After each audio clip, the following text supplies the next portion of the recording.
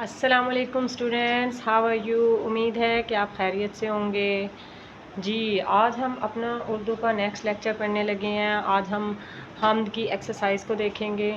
تو آج ہم بات کریں گے حمد، مناجات، نعت اور منقبت میں فرق کی بات کریں گے۔ یہ ہمارا پیج نمبر 4 کلاس 9۔ اصناف نظم بالحاظ موضوع کے لحاظ سے یہ جو ہے حمد اور نعت جو ہے وہ اصناف نظم ہے۔ اصناف کہتے ہیں قسم کو، یعنی کہ نظم کی قسموں میں سے کچھ قسمیں جو ہیں حمد اور نعت بھی جو ہے وہ نظم کی قسمیں ہیں۔ تو ہم بات کرتے ہیں سب سے پہلے حمد کی۔ حمد سے ایسی نظم یا اشعار مراد لیے جاتے ہیں جن میں خدائے بزرگ و برتر کی تعریف و ثنا بیان کی گئی ہو۔ یعنی حمد ایسی نظم کو کہتے ہیں یا ان اشعار کو کہتے ہیں جن میں اللہ تعالیٰ کی تعریف بیان کی جائے۔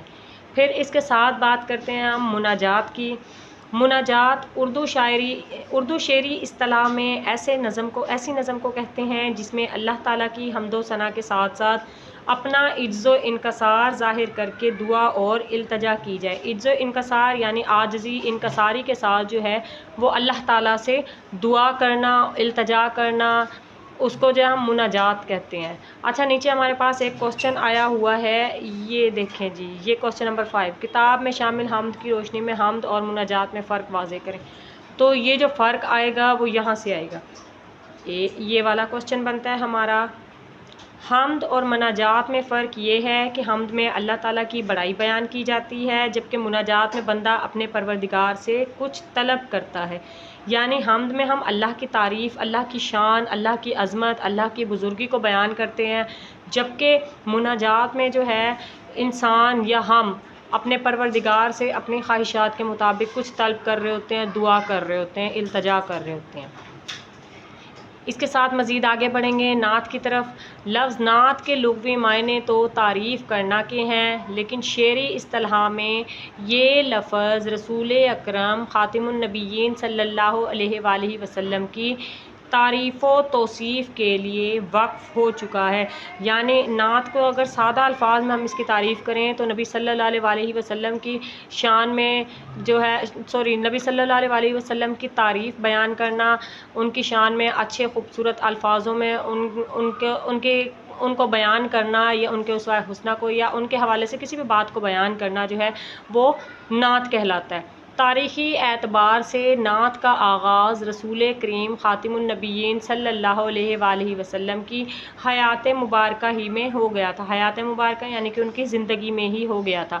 اس حوالے سے حضرت حسان بن ثابت، حضرت کعب بن زہیر رضی اللہ عنہ اور دیگر کئی صحابہ کرام معروف ہیں۔ یہ جو 2 نام لکھے ہوئے ہیں ان کے ساتھ ساتھ مزید اور بھی کچھ صحابہ تھے جو بہت مشہور و معروف ہیں، اور یہ سلسلہ آج تک پورے تسک و احتشام کے ساتھ جاری و ساری ہے۔